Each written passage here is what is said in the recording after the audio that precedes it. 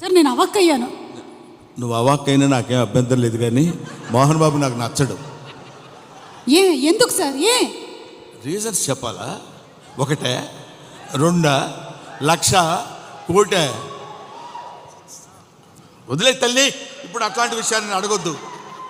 ఇందాక బ్రహ్మానందం గారు చెప్పిన దాని గురించి మీ స్పందన తెలుసుకోవాలనుకుంటున్నాం. బ్రహ్మానందం ఏం చెప్పినా కరెక్టే. అంతేనంటారా సార్?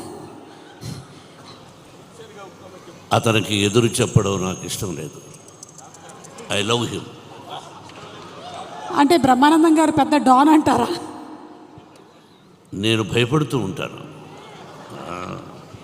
బ్రహ్మానందం గారు అంటే మోహన్ బాబు గారు భయపడుతున్నారంటే ఇంకా నేను బ్రహ్మానందం గారంటే భయపడ్డు, నిజానికి భయపడతాడు.